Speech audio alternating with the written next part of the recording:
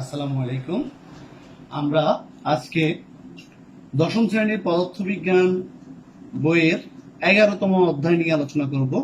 আমাদের এই অধ্যায়ের নাম হচ্ছে চলতরিৎ।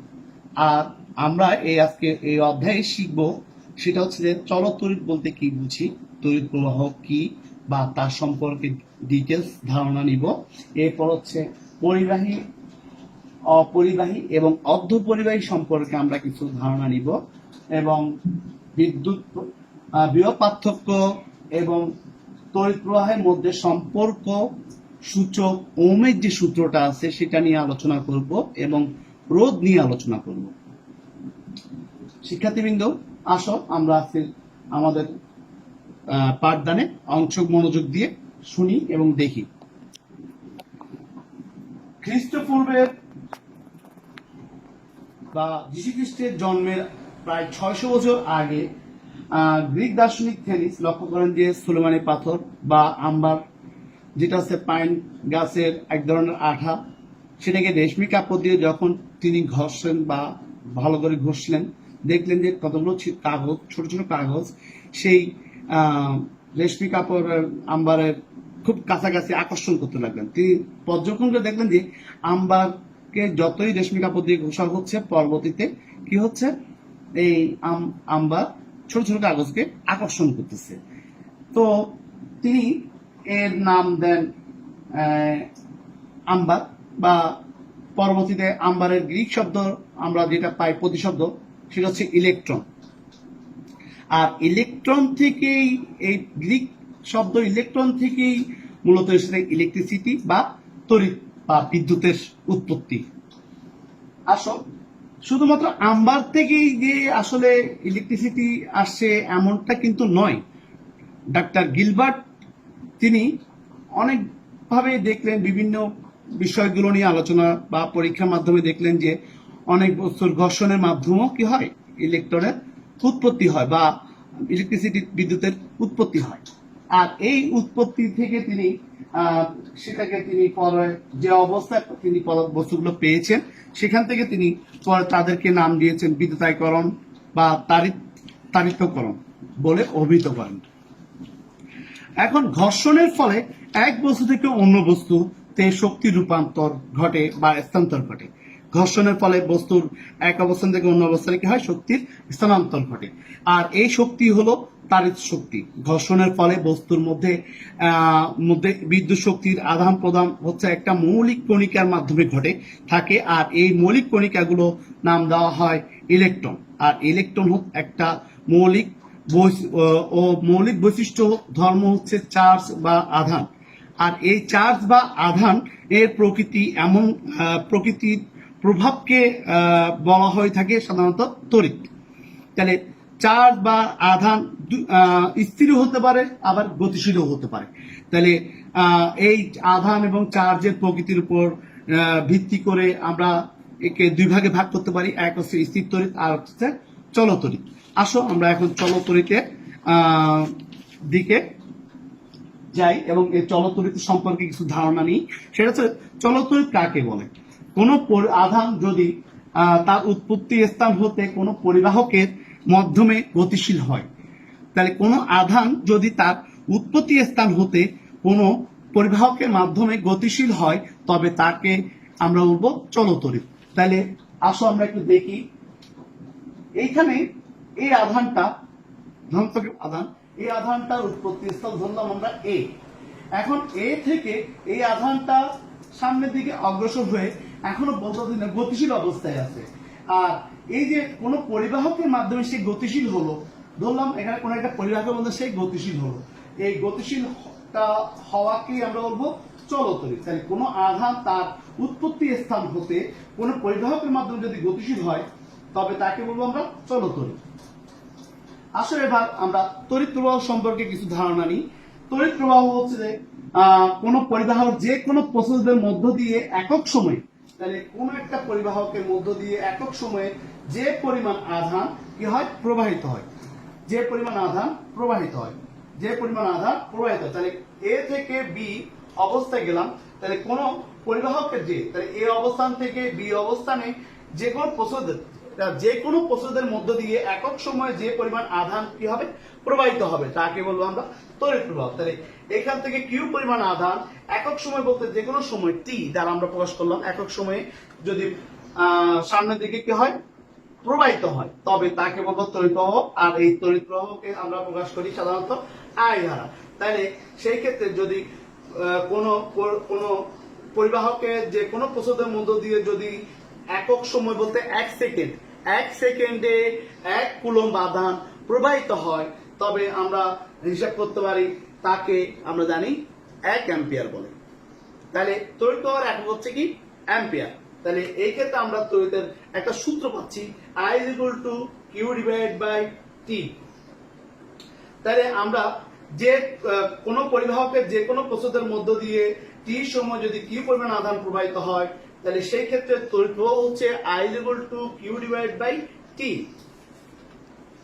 তাহলে সেই ক্ষেত্রে তড়িৎ প্রবাহের একক আমরা সবাই জানি, কম বেশি সবাই জানি কি তড়িৎ প্রবাহ একক হচ্ছে অ্যাম্পিয়ার। আবার কি অ্যাম্পিয়ার সংখ্যাটা দিতে হবে আমাদের?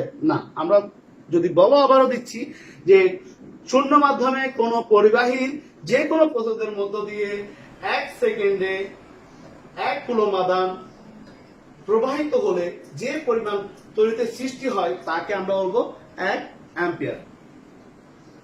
তাহলে I = 1 coulomb divided by 1 second equal to 1 coulomb per second equal to 1 ampere. তাহলে আমরা অ্যাম্পিয়ার সম্পর্কে মোটামুটি ধারণা পেয়েছি। তা এবার আসো পরিবাহী, অপরিবাহী এবং অর্ধপরিবাহী সম্পর্কে আমরা কিছু ধারণা নিই। পরিবাহী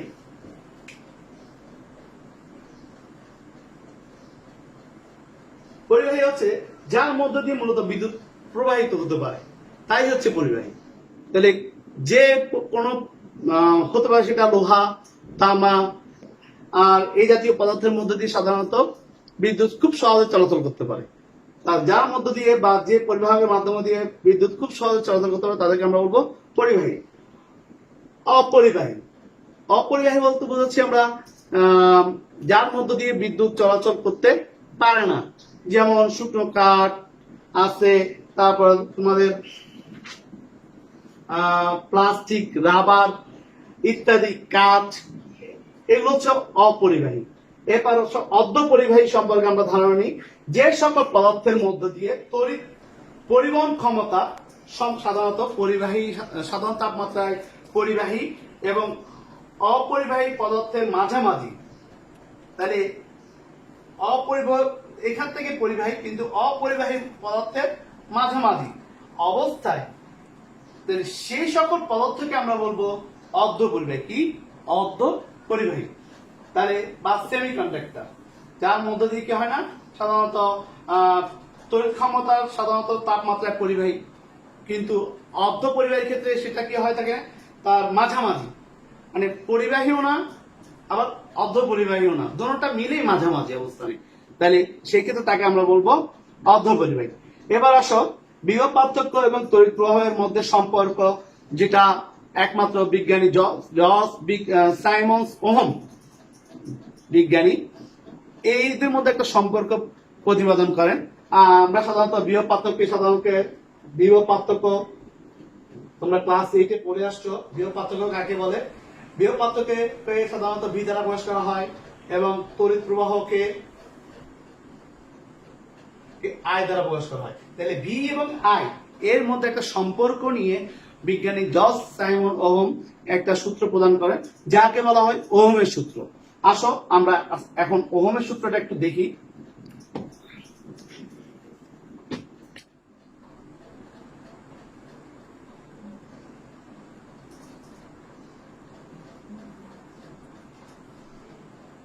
ওহমের সূত্র, তাপমাত্রা স্থির বলতে বোঝাচ্ছে ধরো আজকে ঘরের তাপমাত্রা আছে 30 ডিগ্রি সেলসিয়াস, তাহলে এই তাপমাত্রাটাকে আমরা নির্দিষ্ট ভাবে ধরে নিলাম, তাহলে এটা স্থির।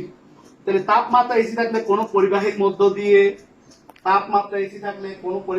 দিয়ে যে পরিমাণ আধান বা তড়িৎ প্রবাহ চলে তা ওই পরিবাহীর দুই প্রান্ত, এক প্রান্ত দুই প্রান্তের বিভব পার্থক্যের সমানুপাতিক। তাহলে এইখানে ভি এই প্রান্তের বিভব পার্থক্য হচ্ছে VA আর এই প্রান্তের বিভব পার্থক্য হচ্ছে VB। তাহলে তাপমাত্রা এসে থাকলে কোনো পরিবাহের মধ্য দিয়ে যে পরিমাণ তড়িৎ প্রবাহ চলে, তাহলে এদের মধ্য দিয়ে যে পরিমাণ তড়িৎ প্রবাহটা চলতেছে তা এই দুই প্রান্তের কি সমানুপাতিক। তাহলে সমানুপাতিক বলতে বোঝা যায় পরিবাহের দুই প্রান্তের বিভব পার্থক্য যদি দ্বিগুণ করা হয় তাহলে সেক্ষেত্রে পরিবাহের মধ্য দিয়ে তড়িৎ প্রবাহটাও হবে দ্বিগুণ। আর যদি বিভব পার্থক্য 1/3 করা হয় তাহলে তড়িৎ প্রবাহ হবে 1/3। এখন এই দুই প্রান্ত তাহলে A এবং B একটা পরিবাহী তার। এখন A এবং B একটা পরিবাহী তার যার দুই প্রান্তের A প্রান্তের বিভব পার্থক্য হচ্ছে VA এবং B প্রান্তের বিভব পার্থক্য হচ্ছে VB। তাহলে সেই ক্ষেত্রে যদি আমরা VA VB হয় সেই ক্ষেত্রে আমরা দেখতে পারি যে দুই প্রান্তের বিভব পার্থক্য VA VB। এখন তাপমাত্রা স্থির, তাহলে এর মধ্য দিয়ে মানে এই পরিবাহীর মধ্য দিয়ে যে তড়িৎ প্রবাহ চলে তা বিভব পার্থক্যের সমানুপাতিক, অর্থাৎ I সমানুপাতিক V বা আমরা এই সমানুপাতিকটাকে আমরা নরমালি একটা ধ্রুব বা কনস্ট্যান্টের সাথে উল্লেখ করতে পারি। তাহলে যদি এরকম হয় I RB, তাহলে এই আরটা আসছে মূলত এই কনস্ট্যান্ট মান থেকে বা এটাকে ধ্রুবকটাকে বোঝানোর জন্য, বা এই ক্ষেত্রে আমরা যদি দেখি R V/I।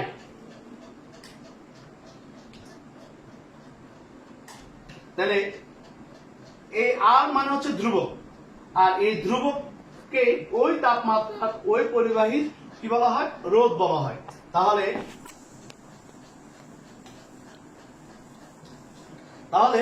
রোধ এই ক্ষেত্রে ওহমের সূত্রে রোধ আমরা পাচ্ছি যে R V/I। আসো এখন আমরা রোধ সম্পর্কে জানবো।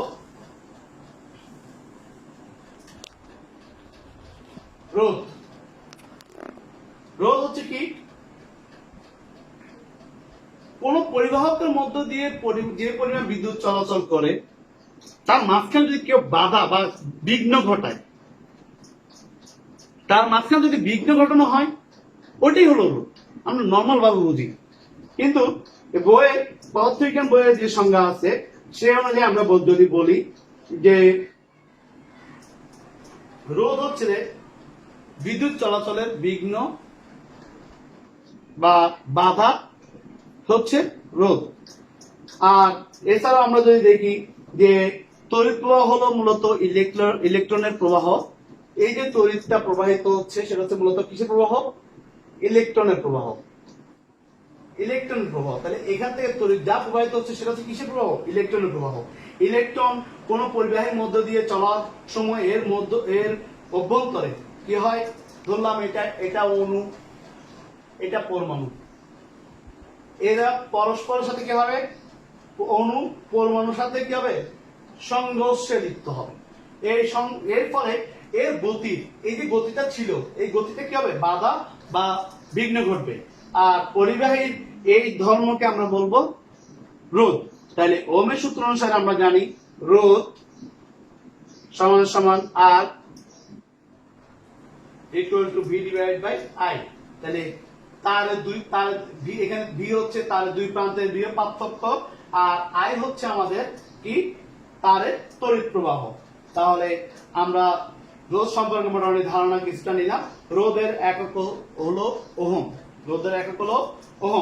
যাকে প্রকাশ করা হয় এভাবে।